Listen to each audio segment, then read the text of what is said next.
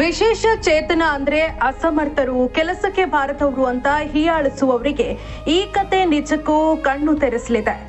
ಅಂಗವೈಕಲ್ಯವನ್ನ ತಮ್ಮ ಬದುಕಿಗೆ ಅಡ್ಡಿಯಾಗೋದಕ್ಕೆ ಬಿಡದೆ ಅದನ್ನ ಮೆಟ್ಟಿ ನಿಂತು ಸ್ವಾವಲಂಬಿ ಜೀವನ ರೂಪಿಸಿಕೊಂಡಿರುವ ಕೆಲವರು ಈ ಎಲ್ಲರಿಗೂ ಮಾದರಿಯಾಗಿದ್ದಾರೆ. ಕೈ ಕಾಲುಗಳಿಲ್ಲದಿದ್ರೂ ಸರ್ಕಾರದ ಸಹಾಯ ಹಣ ಪಡೆದು ರೊಟ್ಟಿ ತಯಾರಿಕಾ ಕೇಂದ್ರವನ್ನು ಸ್ಥಾಪಿಸಿರುವ ಈ ವಿಶೇಷ ಚೇತನರ ಗುಂಪು ತಿಂಗಳಿಗೆ ಬರೋಬ್ಬರಿ 70,000 ರೂಪಾಯಿ ಸಂಪಾದಿಸುವ ಮೂಲಕ ಸ್ವಾವಲಂಬನೆಯ ದಾರಿದೀಪವಾಗಿದೆ.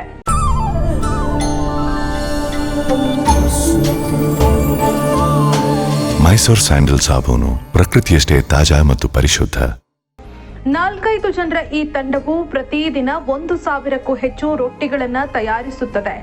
ರೊಟ್ಟಿಗಳ ಜೊತೆಗೆ ಊಟದ ತಟ್ಟೆಗಳನ್ನು ಸಿದ್ಧಪಡಿಸಿ ತಮ್ಮ ಉತ್ಪನ್ನಗಳನ್ನು ಸ್ವತಃ ತಾವೇ ಮಾರುಕಟ್ಟೆ ಮಾಡುತ್ತಾರೆ. ಕೆಲವು ದಿನಗಳ ಹಿಂದಷ್ಟೇ ವಿಜಯನಗರ ಜಿಲ್ಲೆಯ ಹೊಸಪೇಟೆ ತಾಲೂಕಿನ ಮಲಪನಗುಡಿ ಗ್ರಾಮದಲ್ಲಿ ಈ ರೊಟ್ಟಿ ತಯಾರಿಕಾ ಕೇಂದ್ರ ಆರಂಭಗೊಂಡಿದೆ. ಹೊಸಪೇಟೆ ತಾಲೂಕಿನ ವಿವಿಧ ಗ್ರಾಮಗಳು, ಕೊಪ್ಪಳ ಜಿಲ್ಲೆಯ ಪ್ರಸಿದ್ಧ ಹುಲಿಗೆ ದೇವಾಲಯ ಸೇರಿದಂತೆ ಸುತ್ತಮುತ್ತಲಿನ ಗ್ರಾಮೀಣ ಪ್ರದೇಶಗಳಿಗೆ ಇವರು ರೊಟ್ಟಿಗಳನ್ನು ಪೂರೈಸುತ್ತಾರೆ. ವಿಶ್ವ ಅಂಗವಿಕಲರ ದಿನಾಚರಣೆ ಅಂಗವಾಗಿ ಈ ವಿಶೇಷ ಚೇತನರ ರೊಟ್ಟಿ ತಯಾರಿಕಾ ಕೇಂದ್ರದಿಂದ ನಮ್ಮ ಪ್ರತಿನಿಧಿ ಪಾಂಡುರಂಗ ಜತ್ಲಿ ಅವರು ಸಿದ್ಧಪಡಿಸಿರುವ ಈ ಸ್ಫೂರ್ತಿದಾಯಕ ವರದಿಯನ್ನ ನೋಡೋಣ ಬನ್ನಿ. ಅಂಗವೈಕಲ್ಯ ಪ್ರತಿಯೊಬ್ಬ ವ್ಯಕ್ತಿಯು ಶಾಪ ಅಲ್ಲ ಅಂತಕ್ಕಂತ ಒಂದು ನಿದರ್ಶನವನ್ನ ವಿಶೇಷ ಚೇತನ ಇಲ್ಲಿ ಸಾಬೀತುಪಡಿಸಿರ್ತಕ್ಕಂಥದ್ದು. ಬಹಳ ಮುಖ್ಯವಾಗಿ ಅಂಗವೈಕಲ್ಯವನ್ನ ಮೆಟ್ಟಿ ನಿಂತು ಜೀವನೋಪಾಯವನ್ನ ಜೊತೆಗೆ ಗಟ್ಟಿಯಾದ ಜೀವನವನ್ನ ಕಟ್ಟಿಕೊಂಡಿರ್ತಕ್ಕಂಥ ಒಂದು ಜ್ವಲಂತ ಉದಾಹರಣೆಯನ್ನ ನಿಮಗೆ ತೋರಿಸ್ತಾ ಹೋಗ್ತೇನೆ. ನಾನೀಗ ಇರುವಂತದ್ದು ವಿಜಯನಗರ ಜಿಲ್ಲೆಯ ಹೊಸಪೇಟೆ ತಾಲೂಕಿನ ಮಲಪಿನಗುಡಿ ಅಂತಕ್ಕಂಥ ಒಂದು ಗ್ರಾಮದಲ್ಲಿದ್ದೇನೆ. ಇಲ್ಲಿ ಬಹಳ ಮುಖ್ಯವಾಗಿ ಪ್ರತಿಯೊಬ್ಬ ವ್ಯಕ್ತಿಯು ಕೂಡ ವಿದ್ಯಾವಂತರಾಗಿರ್ತಾರೆ, ಓದಿರ್ತಾರೆ. ನಾನು ಒಳ್ಳೆ ಜಾಬಿಗೆ ಹೋಗ್ಬೇಕು, ನಾನು ಒಳ್ಳೆ ನೌಕರಿಯನ್ನ ಹಿಡಿಬೇಕು ಅಂತಕ್ಕಂಥ ಹಿನ್ನೆಲೆ ಒಳಗ ಸಾಕಷ್ಟು ಪ್ರಮಾಣದಲ್ಲಿ ಹುಡುಕಾಟವನ್ನ ಮಾಡ್ತಾ ಇರ್ತಾರೆ. ಅದರ ಮಧ್ಯೆ ವಿಶೇಷ ಚೇತನರು ಕೂಡ ಅವರಿಗೆ ಯಾವುದೇ ರೀತಿಯ ಸೌಲಭ್ಯಗಳು ಸಿಗೋದಿಲ್ಲ. ಹಾಗಾಗಿ ಅವರು ಇನ್ನೊಬ್ಬರ ಮೇಲೆ ಡಿಪೆಂಡ್ ಆಗ್ಬೇಕು, ಜೀವನವನ್ನ ಸಾಗಿಸ್ಬೇಕು ಅಂತಕ್ಕಂಥ ವಿಚಾರಗಳನ್ನ ಇಟ್ಕೊಂಡು ಬೇರೆ ಬೇರೆ ಭಾಗದಲ್ಲಿ ನಾವು ಸಾಕಷ್ಟು ಉದಾಹರಣೆಗಳನ್ನ ನೋಡಿದ್ದೇವೆ. ಆದ್ರೆ ವಿಜಯನಗರ ಜಿಲ್ಲೆಯ ಮಲ್ಪನಗುಡಿಯಲ್ಲಿ ಅಂಗವೈಕಲ್ಯವನ್ನೇ ಮೆಟ್ಟಿ ನಿಂತು ಒಂದು ಸ್ವಾವಲಂಬಿ ಜೀವನವನ್ನ ಕಟ್ಟಿಕೊಂಡಂತ ಉದಾಹರಣೆಯನ್ನ ನೋಡ್ತಾ ಇದ್ದೀವಿ. ಬಹಳ ಮುಖ್ಯವಾಗಿ ಈ ಒಂದು ಏನು ರೊಟ್ಟಿಯನ್ನ ಸುಡುವುದರ ಮೂಲಕ ಅದನ್ನ ಮಾರ್ಕೆಟಿಂಗ್ ಮಾಡಿ ಜೀವನವನ್ನ ನಡೆಸ್ತಕ್ಕಂಥ ಒಂದು ಈಗ ಈ 4-5 ಜನ ಸೇರಿ ಈ ಒಂದು ಬಿಸ್ನೆಸ್ ಅನ್ನ ಆರಂಭ ಮಾಡಿದ್ದಾರೆ. ಸರ್ಕಾರದಿಂದ ಸಾಕಷ್ಟು ಯೋಜನೆಗಳಿದ್ದಾವೆ, ಅವುಗಳನ್ನ ಸದುಪಯೋಗ ಪಡಿಸಿಕೊಂಡು ಈ ರೀತಿಯಾದಂತಹ ಒಂದು ಸ್ವಾವಲಂಬಿ ಜೀವನವನ್ನ ಕಟ್ಟಿಕೊಂಡಿದ್ದಾರೆ. ಪ್ರಮುಖವಾಗಿ ರೊಟ್ಟಿಯನ್ನ ಸುಡ್ತಕ್ಕಂತ ಮಷೀನ್ ಅನ್ನ ಏನು ವಿಶೇಷ ಚೇತನ ಅನುದಾನದಲ್ಲಿ ಪಡೆದುಕೊಂಡು ಅದರಿಂದ ರೊಟ್ಟಿಯನ್ನ ಸುಡ್ತಕ್ಕಂತ ಕೆಲಸವನ್ನು ಕೂಡ ಮಾಡ್ತಾ ಇದ್ದಾರೆ. ಬಹಳ ಮುಖ್ಯವಾಗಿ ಯಾವುದೇ ಒಂದು ಪ್ರಾಡಕ್ಟ್ ಅನ್ನ ತಯಾರು ಮಾಡಿದ್ರು ಕೂಡ ಅದಕ್ಕೆ ಮಾರ್ಕೆಟಿಂಗ್ ಅಂತಕ್ಕಂಥದ್ದು ಬಹಳ ಮುಖ್ಯವಾಗಿರುತ್ತೆ. ಅದನ್ನು ಕೂಡ ಈ ವಿಶೇಷ ಚೇತನರು ಕಂಡುಕೊಂಡಿದ್ದಾರೆ. ಬೇರೆ ಬೇರೆ ಅಂಗಡಿಗಳಿಗೆ ಹೋಗ್ತಕ್ಕಂಥದ್ದು, ಸಾವ್ಜಿ ಹೋಟೆಲ್ಗಳಿರ್ಬೋದು, ರೊಟ್ಟಿಯನ್ನೇ ಪ್ರಧಾನವಾಗಿ ಇಟ್ಕೊಂಡು ಹೋಟೆಲ್ ನ ಬಿಸ್ನೆಸ್ ಅನ್ನು ಮಾಡ್ತಕ್ಕಂಥವ್ರು ಇರ್ತಾರೆ. ಅಂತವ್ರನ್ನ ಸಂಪರ್ಕ ಮಾಡಿ ತಾವೇ ಖುದ್ದಾಗಿ ತೆರಳಿ ಅವರಿಗೆ ನಮ್ಮದೊಂದು ಪ್ರಾಡಕ್ಟ್ ಇದೆ, ಅದನ್ನು ಖರೀದಿ ಮಾಡಿ ಅಂತಕ್ಕಂಥ ಒಂದು ಮನವಿಯನ್ನು ಕೂಡ ಮಾಡ್ಕೊಳ್ತಾ ಇದ್ದಾರೆ. ಯಾವುದೇ ಬಿಸ್ನೆಸ್ ಆಗಿರ್ಲಿ ಆರಂಭದಲ್ಲಿ ಸಕ್ಸಸ್ ಅನ್ನ ಕಾಣೋದಿಲ್ಲ, ಆದ್ರೆ ಹಂತ ಹಂತವಾಗಿ ಅದರ ಜನಗಳಿಗೆ ಮುಟ್ಟಿಸ್ತಕ್ಕಂತ ಪ್ರಯತ್ನವನ್ನ ಮಾಡಿದಾಗ ಮಾತ್ರ ಈ ಒಂದು ಬಿಸ್ನೆಸ್ ಸಕ್ಸಸ್ ಆಗುತ್ತೆ. ಅಂತ ಒಂದು ಗಟ್ಟಿ ನಿರ್ಧಾರವನ್ನ ಮಾಡಿಕೊಂಡು ಮೆಂಟಲಿ ಫಿಕ್ಸ್ ಆಗಿ ಈ ಒಂದು ಅಂಗವಿಕಲರು ಮತ್ತು ವಿಶೇಷ ಚೇತನ ಆ ಒಂದು ನಿರ್ಧಾರಕ್ಕೆ ಬಂದಿದ್ದಾರೆ. ಹಾಗಾಗಿ ಇಲ್ಲಿ ಇನ್ನು ನನ್ನ ಜೊತೆಗೆ ವಿಶೇಷ ಚೇತನ ಅಂತ ವಿಶೇಷತೆ ಏನಿಲ್ಲ, ಆದ್ರೆ ಅವರೇ ಖುದ್ದಾಗಿ ಮಾರ್ಕೆಟಿಂಗ್ ಅನ್ನ ಕಂಡುಕೊಂಡಿದ್ದಾರೆ. ಯಾವ ರೀತಿಯಾಗಿ ಮಾರ್ಕೆಟಿಂಗ್ ಅನ್ನ ಮಾಡ್ತಿದ್ದಾರೆ ಅಂತಕ್ಕಂಥದ್ದನ್ನ ಮಾತಾಡ್ತೀನಿ, ಏನ್ ಹೇಳ್ತಾರೆ ಅಂತೇಳಿ. ಸರ್, ಈಗ ಬಿಸ್ನೆಸ್ ಅನ್ನ ಆರಂಭ ಮಾಡಿದಂತ ಸಂದರ್ಭದಲ್ಲಿ ಬಹಳ ಮುಖ್ಯವಾಗಿ ಇರ್ತಕ್ಕಂಥದ್ದು ಮಾರ್ಕೆಟಿಂಗ್ ಅಂತಕ್ಕಂಥದ್ದು. ತಾವು ಯಾವ ರೀತಿಯಾದ ಹಾದಿಯನ್ನ ಕಂಡುಕೊಂಡಿದ್ದೀರಿ ಮಾರ್ಕೆಟಿಂಗ್ ವಿಚಾರದಲ್ಲಿ? ನಮ್ಮ ಹಾದಿ ಅಂದ್ರೆ ಏನಿಲ್ಲ ಸರ್, ಮಾಡ್ತೀವಿ. ಒಂದ್ 4 ಜನ ಕೆಲಸ ಮಾಡ್ತಾ ಇದೀವಿ ಸರ್. 3 ಪ್ರೊಡಕ್ಷನ್ ಮಾಡ್ತಾರೆ, ನಾನ್ ಮಾರ್ಕೆಟಿಂಗ್ ಮಾಡ್ತೀನಿ.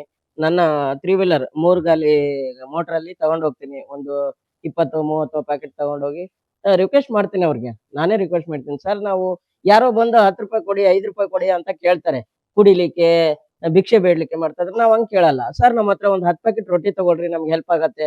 ಅದೇ ರೊಟ್ಟಿ ಕೂಡ ತಿಂದು ನಾವು ಬದುಕ್ತಾ ಇದೀವಿ, ಆಮೇಲೆ ಅದರಿಂದನೂ ನಾವು ಬದುಕ್ತಿವಿ ಅಂತೇಳಿ ರಿಕ್ವೆಸ್ಟ್ ಮಾಡಿ ಕೊಟ್ಟು ಬರ್ತೀವಿ. ಸೌಜಿ ಹೋಟ್ಲುಗಳಿಗೆ, ಮತ್ತೆ ಅಂಗಡಿಗಳಿಗೆ, ಮತ್ತೆ ಬೇಕರಿಗಳಿಗೆ. ಕೆಲವರು ಬಹಳ ವಿನಯತೆಯಿಂದ ಫೋನ್ ಮಾಡಿ ಕರೀತಾರೆ, ತಗೊಂಬರ್ರಿ ನಿಮ್ ರೊಟ್ಟಿನ, ನಾವೇ ಮಾರ್ತೀವಿ, ತಗೊಂಬರ್ರಿ, ನಾವು ಮಾರ್ತೀವಿ, ನೀವು ಎಷ್ಟು ತಗೊಂಬರ್ತೀರಿ ತಗೊಂಬರ್ರಿ ಅಂತಾರೆ. ನಾವ್ ಎಷ್ಟಾಗತ್ತೆ ಅಷ್ಟು ತಗೊಂಡೋಗಿ ರೀಚ್ ಮಾಡ್ಲಿಕ್ಕೆ ಸಾಧ್ಯ ಆಗತ್ತೆ ಸರ್. ಅಷ್ಟೇ. ಸವಾಲುಗಳು ಏನೆಲ್ಲ ಎದುರಾದವು ತಮಗೆ ಅಂತ? ಇದೆ ಸರ್. ಅದು ಏನಂದ್ರೆ ನಾವು 30 ರೂಪಾಯಿ ಪ್ಯಾಕೆಟ್ ಕೊಡ್ತೀವಿ ಸರ್. ಕೆಲವರು 20 ರೂಪಾಯಿ ಕೊಡ್ತಾರಪ್ಪ ಪ್ಯಾಕೆಟ್ ಅಂತ ಹೇಳ್ತಾರೆ. 20 ರೂಪಾಯಿ ಬಂದ್ ಕೊಡ್ತಾರೆ. 40 ರೂಪಾಯಿ ಕೆಜಿ ಜೋಳ ಇದೆ ಸರ್. ₹40 ಕೆಜಿ ಜೋಳ ಇದ್ದಾಗ ₹20 ಪ್ಯಾಕೆಟ್ ಕೊಟ್ರೆ ಅದು ಯಾವ್ದಕ್ಕೂ ಸಾಲಲ್ಲ ಸರ್. ಹಂಗಾಗಿ ಬಹಳ ಕಾಂಪಿಟೇಷನ್ ಇದೆ ಸರ್. ರೊಟ್ಟಿ ಮಾರೋದ್ರಲ್ಲಿ ಕೂಡ ಬಹಳ ಕಾಂಪಿಟೇಷನ್ ಇದೆ. ಕಷ್ಟಪಟ್ಟು ಗಿರಾಕಿಗಳನ್ನ ಹಿಡ್ಕೊಂಡು ನಾವು ಕಸ್ಟಮರ್ಸ್ ನ ಕನ್ವಿನ್ಸ್ ಮಾಡಿ ಕೊಟ್ಟು ಬರ್ಬೇಕಾಗತ್ತೆ ಸರ್. ಬಹಳನೇ ಕಷ್ಟ ಸರ್. ನಮ್ಮಂತವ್ರು ಹುಟ್ಲೇಬಾರ್ದು ಅನ್ಸ್ಬಿಡುತ್ತೆ ಒಂದೊಂದ್ಸರಿ. ನನಗೂ ಬಹಳ ಬೇಜಾರಾಗಿದೆ ಸರ್. ಮೊನ್ನೆ ಕೂಡ ಒಬ್ರ ಹತ್ರ ಮಾತಾಡಿದೆ. ಇದೇ ಲಾಸ್ಟ್ ಫೀಲ್ಡ್. ಯಾಕಂದ್ರೆ 1985 ಹುಟ್ಟಿರೋದು ಅಂಗವಿಕಲರು.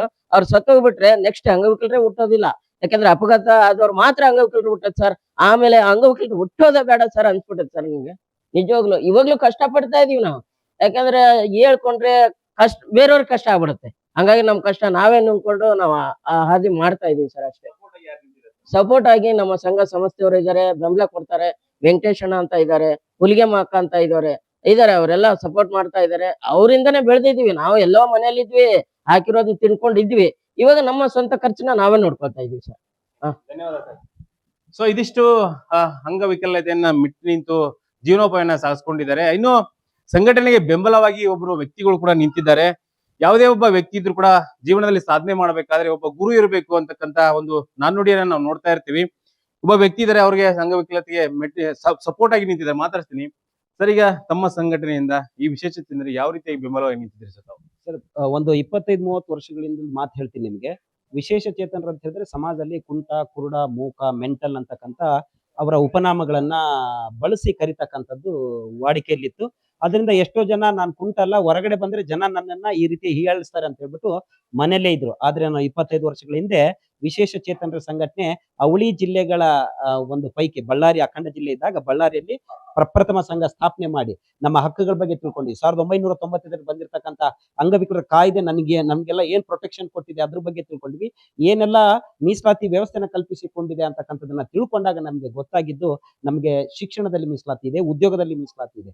ರಾಜ್ಯ ಮತ್ತು ಕೇಂದ್ರ ಸರ್ಕಾರಗಳಿಗೆ ಬೇರೆ ಬೇರೆ ಮೀಸಲಾತಿ. ಕೇಂದ್ರದಲ್ಲಿ 5% ಇದೆ, ರಾಜ್ಯದಲ್ಲಿ 3% ಇದೆ. ಈಗ ಅದೆಲ್ಲ ಸೇರಿ 5% ಆಗಿದೆ. ಈ 5% ಮೀಸಲಾತಿ ಜೊತೆಗೆ ಮುನ್ಸಿಪಾಲಿಟಿ, ಪುರಸಭೆ, ನಗರಸಭೆ, ಮಂಡಲ ಪಂಚಾಯತಿ, ಗ್ರಾಮ ಪಂಚಾಯತಿ, ಈ ಎಲ್ಲಾ ಪಂಚಾಯತಿ ಸ್ಥಳೀಯ ಸಂಸ್ಥೆಗಳಲ್ಲಿ ನಮ್ಗೆ 5% ಮೀಸಲಾತಿ ಇದೆ. ಅದನ್ನ ವಿಶೇಷ ಚೇತನರ ಸಲುವಾಗಿ ಬಳಸಬೇಕು ಅಂತಕ್ಕಂಥದ್ದು. ಆ ಒಂದು ಅನುದಾನದಲ್ಲಿನೇ ನಾವು ಗ್ರಾಮ ಪಂಚಾಯತಿಗೆ ಒಂದು ಮನವಿಯನ್ನ ಕೊಟ್ಟಿವಿ ಸಂಘದಿಂದ.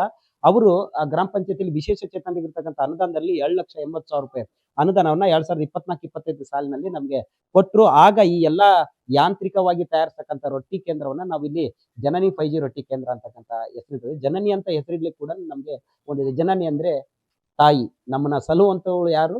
ತಾಯಿ. ಹಾಗಾಗಿ ಈ ಒಂದು ಘಟಕವನ್ನು ಕೂಡ ತಾಯಿನೇ ಸಲುತ್ತಾಳೆ ಅಂತಕ್ಕಂಥ ನಂಬಿಕೆಯಿಂದ ಸ್ಟಾರ್ಟ್ ಮಾಡಿದ್ವಿ. ಎಲ್ಲಾ ವಿಶೇಷ ಚೇತನರು ಸ್ವಾವಲಂಬಿ ಜೀವನ ನಡೆಸಬೇಕನ್ನೋದು ಕೂಡ ನಮ್ಮ ಒಂದು ಇದಾಗಿದೆ ಸರ್. ಆಮೇಲೆ ಜೊತೆಗೆ ಎಲ್ಲರೂ ಕೈಕಾಲು ಚೆನ್ನಾಗಿದ್ದರೂ ಕೂಡ ಎಷ್ಟೋ ಜನ ನಿರುದ್ಯೋಗಿಗಳಾಗಿ ಬೇರೆಯವರಿಗೆ ಆ ಕಡೆ ಈ ಕಡೆ ಟೋಪಿ ಹಾಕಿ ಜೀವನ ನಡೆಸತಕ್ಕಂಥ ಇಂತಹ ಸ್ಪರ್ಧಾತ್ಮಕ ಜಗತ್ತಿನಲ್ಲಿ ನಾವು ವಿಶೇಷ ಚೇತನರು ಕೂಡ ನಮ್ಮ ಅಂಗವಿಕಲತೆಯನ್ನು ಮೆಟ್ಟಿ ನಿಂತು ಏನಾದ್ರೂ ಸಾಧನೆ ಮಾಡ್ತೀವಿ ಅನ್ನೋದಕ್ಕೆ ಇದೊಂದು ಸಾಕ್ಷಿಯಾಗಿದೆ. ನಾನು ಸಾರ್ವಜನಿಕರಲ್ಲಿ, ಸಂಘ ಸಂಸ್ಥೆಗಳಲ್ಲಿ ಕೇಳೋದಿಷ್ಟೇ, ನಿಮ್ಮ ಮದುವೆ ಸಮಾರಂಭಗಳು ಯಾವ್ದಾದ್ರು ಕಾರ್ಯಕ್ರಮಗಳಿದ್ರೆ ದಯಮಾಡಿ ಮಲ್ಪನಗುಡಿ, ಹೊಸಪೇಟೆ ತಾಲೂಕು, ವಿಜಯನಗರ ಜಿಲ್ಲೆ ಮಲ್ಪನಗುಡಿ ಅಂತಕ್ಕಂಥ ಗ್ರಾಮ ಪಂಚಾಯತಿಯಲ್ಲೇ ನಮ್ಮ ಯೂನಿಟ್ ಅನ್ನ ನಾವು ಮಾಡಿದೀವಿ. ದಯಮಾಡಿ ಇಲ್ಲಿ ಬನ್ನಿ, ನಮ್ಮಿಂದ ರೊಟ್ಟಿ ಖರೀದಿಸಿ. ನೀವು ಖರೀದಿ ಮಾಡ್ತಕ್ಕಂಥ ರೊಟ್ಟಿ ಒಂದು ವಿಶೇಷ ಚೇತನರ ಕುಟುಂಬವನ್ನ ಸಾಕ್ತೈತೆ ಅಂತಕ್ಕಂಥ ಮಾತನ್ನ ದಯಮಾಡಿ ತಾವೆಲ್ಲರೂ ಕೂಡ ಖರೀದಿ ಮಾಡ್ಲಿಕ್ಕೆ ಬೆಂಬಲಿಸ್ಬೇಕಂತ ಕೇಳ್ಕೊಳ್ತೇನೆ.